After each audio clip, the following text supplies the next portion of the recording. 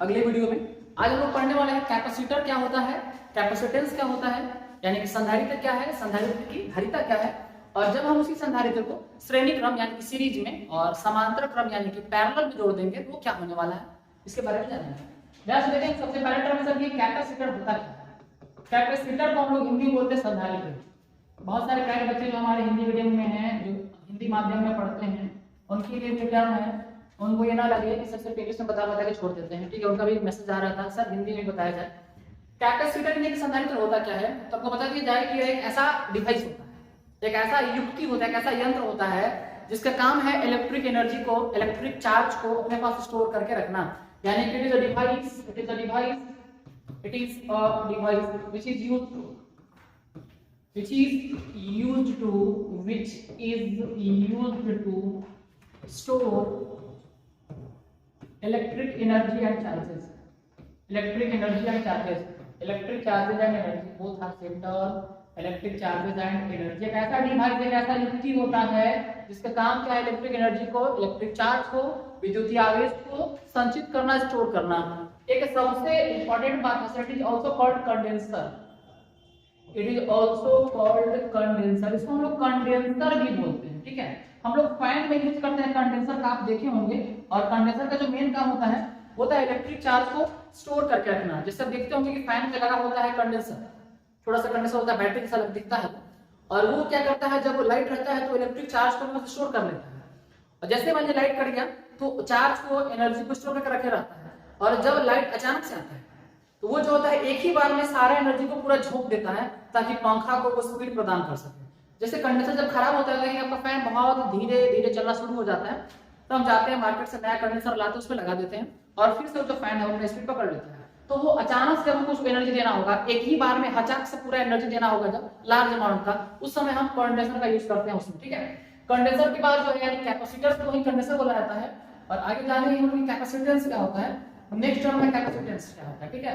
Capacitance यानी capacitor से जुड़ा हुआ टर्म है हमारा। कैपेसिटेंस क्या होता है, यानी कि धारिता क्या होता है, संधारित्र की धारिता क्या होता है।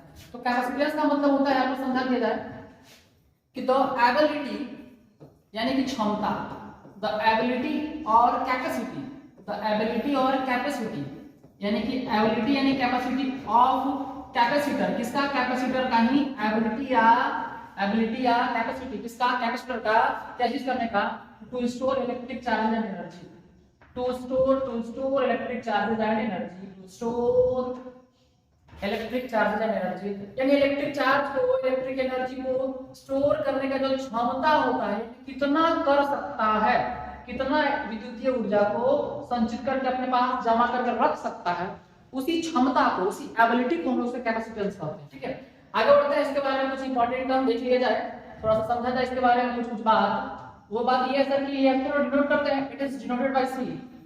इसको हम लोग सी से डिनोट करते हैं, ठीक है। आपको बता देते चल रहे हैं कि जितना भी वीडियो बता रहे हैं आपको, ये बहुत ही डिस्क्रिप्टिव वीडियो नहीं है।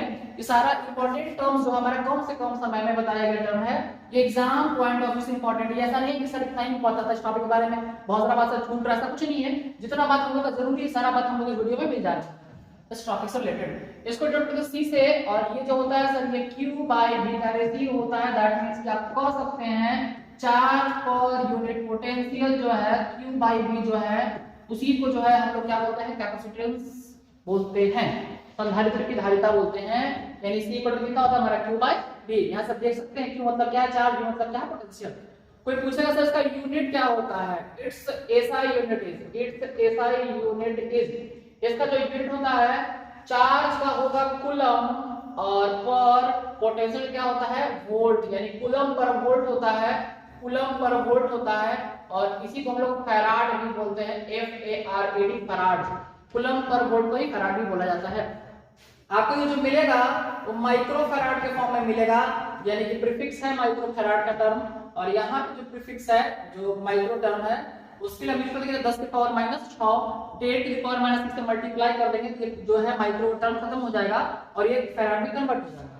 आगे बात किया जाए कि सर इसका जो डायमेंशनल फार्मूला है वो क्या होने वाला है। इसका डायमेंशनल फार्मूला क्या होने वाला है, तो हम लोग इसके डायमेंशनल फार्मूला को जानेंगे। तो इसका डायमेंशनल फार्मूला कैसे निकाला जाए देख लेंगे, यहीं से इसको हम निकाल के बता दे रहे हैं। ये C और V का रेशियो है, सी और बी का। तो सी का मतलब है यहाँ पे हमारा क्या, चार्ज, ठीक है, जिसको हम लोग क्यू बाई वी भी बोल रहे थे यहाँ पे। और आपको पता है सर कि चार्ज का यूनिट क्या हो गया, कूलम हो गया, तो सी से दिखा रहे हैं, और पोटेंशियल क्या होता है, वोल्ट, उसको वी से दिखा रहे हैं। जो डायमेंशनल फार्मूला है, तो वी में सूत्र कैसे निकाल रहे हैं इसका हम, डायमेंशन का फार्मूला हो गया सर इसका n का पावर -1, l का पावर हो गया आपका -2, t का पावर 4 और a का पावर हो गया यहाँ से हमारा 2। ये है डायमेंशन फार्मूला किसका, कैपेसिटेंस का, यानी mlt, और a मतलब कहीं कहीं आपको i भी मिलेगा, i मतलब करंट का यहाँ पे यूज किया जा रहा है, हम a यूज कर रहे हैं एम्पीयर के लिए। ये था इसका डायमेंशन फार्मूला। और हम आगे बढ़ते हैं कैपेसिटेंस के बाद। जो टर्म है हमारा वो है सीरीज पैरेलल का, यानी कि जब हम कैपेसिटेंस यानी कैपेसिटर्स को यानी कि संधारित्र को जब श्रेणी क्रम में जोड़ेंगे तो क्या होगा, और जब उसी संधारित्र को समांतर क्रम में जोड़ेंगे तो क्या होगा, इसको याद रखेंगे हम लोग। आगे बढ़ते हैं। और जो नेक्स्ट टर्म है हमारा वो टर्म है combination of capacitors. Combination of capacitors, हम लोग जानेंगे कैपेसिटर्स का कैसा कॉम्बिनेशन होता है। तो कैपेसिटर का दो तरह कॉम्बिनेशन था। सबसे पहला है हमारा श्रेणी क्रम यानी सीरीज कॉम्बिनेशन, श्रेणी क्रम में कैसे जोड़ा जाता है। तो इसका डेफिनेशन लिखवा के हम बहुत ज्यादा समय बर्बाद नहीं करने वाले हैं आपका, आप सब समझ लीजिए। श्रेणी क्रम का मतलब होता है कि in this combination the capacitors are connected so that each of them are connected in a single row. इसमें प्रत्येक का प्रत्येक जो संधारित्र है, जो प्रत्येक जो कैपेसिटर है वो एक सिंगल रो में कनेक्ट होता है, यानी C1, C2 and C3। That means आप कह सकते हैं क्या सर कि पहिलका के जो लास्ट एंड है दूसरा के पहिलका एंड से, that means the last end of first capacitor is connected with first end of second capacitor, और दूसरा का जो लास्ट है वो तीसरे के फर्स्ट के साथ एंड सो ऑन, और इसी तरह से जुड़ा रहता है। मतलब इसमें केवल एक पाथ होता है, केवल एक रास्ता होता है, ठीक है। आप बताएं तो इंटीग्रेशन से C बराबर Q बाई V यानी दो टर्म पे डिपेंड करता है। इस टर्म में सीरीज कॉम्बिनेशन में चार्ज जो है, charge across each capacitor is same, प्रत्येक कैपेसिटर पे जो चार्ज है वो क्या होता है सर, सेम होता है, बराबर बराबर होता है, वो बदलता नहीं है। तो सर बदलता क्या है, जब चार्ज जो है अक्रॉस ईच कैपेसिटर क्या होता है, सेम होता है। तो जो पोटेंशियल है दैट मींस पोटेंशियल जो है इसका, potential across each capacitor is different, प्रत्येक का जो है पोटेंशियल वो क्या होता है, अलग अलग होता है। लेकिन एक और इसमें जरूरी बात होता है कि जो अलग अलग तो होता है, लेकिन जब सबको जोड़ देंगे यानी कि V1 plus V2 plus V3 तो वो टोटल V इक्विवेलेंट मतलब टोटल V के बराबर ही आता है। जैसे मान लीजिए 20 वोल्ट का था, 3 भाग में बट गया सर, 10 प्लस 7 कितना हो गया 17, तो बस कितना है 3, यानी इसको जब हम तोड़ेंगे अलग अलग तो टोटल के बराबर ही आएगा। अभी हम इसका जब फॉर्मूला डिराइव करवाएंगे उसमें आपको समझ में आ जाएगा। तो एक बार फिर से श्रेणी क्रम संयोजन क्या है, सीरीज कॉम्बिनेशन क्या है। तो इस संयोजन में विभिन्न संधारित्रों को इस प्रकार जोड़ा जाता है, that means in this combination the different capacitors are connected so that each of them are connected across a single row. सब जो है एक सिंगल श्रेणी क्रम में जुड़ा रहेगा, एक सिंगल रो में जुड़ा रहेगा, उसी को क्या बोलते हैं हम लोग, ये हमारा हो गया सीरीज कॉम्बिनेशन। इसमें याद क्या रखना है सर कि जो चार्ज है इसका क्या होता है, सेम होता है, यानी सब कैपेसिटर से पास होने वाला चार्ज क्या होगा, बराबर बराबर होगा। Q नहीं बदलेगा सर, क्या बदलेगा सर, का V बदलेगा, पोटेंशियल बदलेगा। अब आगे कैसे का फार्मूला कैसे निकालते हैं, फार्मूला कैसे निकालते हैं, ध्यान से देखिए। बात करें नेक्स्ट पेज का, फार्मूला कैसे निकालते हैं समझेंगे हम।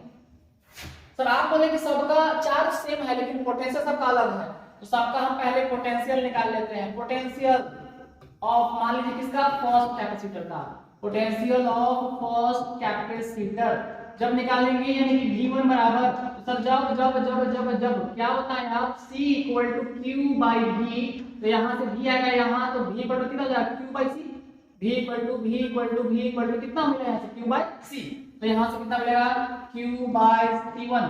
इसी तरह पोटेंशियल ऑफ सेकेंड कैपेसिटर का निकालेंगे, V2 इक्वल टू कितना sir, Q by C2, V2 equal to कितना, Q by C2। Potential of किसका, थर्ड कैपेसिटर का कितना हो जाएगा, V3 इक्वल टू कितना मिलेगा, Q बाई C3। सर ये 1 2 3 कहां जा रहा है, तो हम लोग मान के चल रहे स्टार्टिंग से क्या, कि हमारा 3 कैपेसिटर है जिसका नाम है C1 C2 और C3, जो एक दूसरे से सीरीज में क्या है, कंबाइन किया गया है, और हम इसी में इसका टोटल कैपेसिटेंस निकाल रहे हैं, कुल इसका जो है धारिता वो कितना होगा। तो तीनों का निकालिए, इस तरह मान sir dot dot dot dot dot किसका, तो अगर आप इक्विवेलेंट कैपेसिटेंस का निकाल रहे हैं सब के लिए, एक बार समतुल्य निकाल रहे हैं टोटल, तो कितना, तो टोटल का डॉट डॉट मिला V इक्विवेलेंट कितना सर, तो Q बाय नीचे कितना हो जाएगा C इक्विवेलेंट। सर एक बात यहाँ बताइए, यहाँ V1 हो रहा है, V2 हो रहा है, V3 हो रहा है, यहाँ C1 हो रहा है, C2 हो रहा है, C3, तो सर Q1 Q2 Q3 क्यों नहीं हो रहा है? स्टार्टिंग में बता दिए थे हम क्या कि चार्ज सबका सेम होता है, चार्ज नहीं बदलेगा, चार्ज सेम टू सेम रहेगा। सर ये मिल गया, आगे बढ़िए प्रोसेस के आगे बढ़ा रहे हैं, तो देखिए छोटा करके समझा रहा हूं, ठीक है। ये मिल गया टोटल का। अब आपका फॉर्मूला का था कि नाउ जो V इक्विवेलेंट है वो सबके सम के बराबर है sir, V1 plus V2 plus V3 तीनों जोड़ के बराबर होता है। V इक्विवेलेंट का मतलब क्या, टोटल पोटेंशियल कितना, आप क्या बोले सबका पोटेंशियल अलग अलग होगा, लेकिन जब सबका जोड़ देंगे टोटल के बराबर हो जाएगा।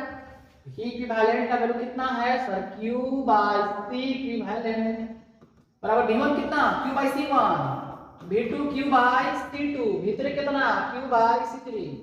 Q जो है थोड़ा सा टेढ़ा मेढ़ा हो गया है, आगे बढ़ रहे हैं ना, तो यहाँ से मिला sir Q by C equivalent बराबर यहाँ Q तीनों में Q ले लिए कॉमन, यहाँ बचा sir 1 by C1 plus 1 by C2 plus 1 by C3, ठीक है। सर Q से Q उड़ा दीजिए, तो फाइनल जो फॉर्मूला मिला 1 बाय C इक्विवेलेंट का 1 by C1 plus 1 by C2 plus 1 by C3। ये फॉर्मूला होता है जब आप दो या दो से अधिक कैपेसिटर्स को संधारित्र को श्रेणीकरण यानी कि सीरीज में जोड़ेंगे, हम इस फॉर्मूला का यूज करते हैं। ये फॉर्मूला कैसे आया है, ये फॉर्मूला इस मेथड से आया है, इस तरह से आया है, आप देख सकते हैं किस तरह से आया है। सर इसमें आखिर हमको क्या याद रखना पड़ेगा जिससे मेरा पूरा काम चल जाएगा, याद रखना पड़ेगा क्या कि इसमें सीरीज कॉम्बिनेशन में जितना भी कैपेसिटर्स को कंबाइन करेंगे सबका एक क्रम में जो होगा सबका चार्ज सेम होगा, सबका पोटेंशियल अलग होगा, लेकिन पोटेंशियल अलग होने के साथ साथ जो सबका सम होगा वो टोटल के बराबर होगा। तो ये था हमारा फॉर्मूला इसका सीरीज कॉम्बिनेशन का। अब हम तुरंत बात करने वाले हैं पैरेलल कॉम्बिनेशन का इसमें, ठीक है। ध्यान से देखिए इसको हम इरेज कर रहे हैं, आगे बढ़ते हैं हम पैरेलल कॉम्बिनेशन, पैरेलल जिसको हम लोग समांतर क्रम बोलते हैं, पार्श्व क्रम भी बोला जाता है। Parallel combination, parallel combination of किसका, कैपेसिटर्स का पैरेलल कॉम्बिनेशन क्या होने वाला है, पार्श्व क्रम यानी कि समांतर क्रम क्या होता है। तो बहुत ही आसान है, पार्श्व क्रम समांतर क्रम का मतलब क्या है कि एगो ऐसे जोड़ दिए और एक को इसके जस्ट नीचे ऐसे जोड़ दिए और मान लीजिए तीसरा को कुछ इस तरह से आप जोड़ दिए, यानी कि इसमें किए क्या है आप तीनों C1 को C2 और C3 को एक सीधा लाइन में एकदम जोड़ दिए, ठीक है। कुछ इस तरह से आप कनेक्ट कर दिए, ठीक है।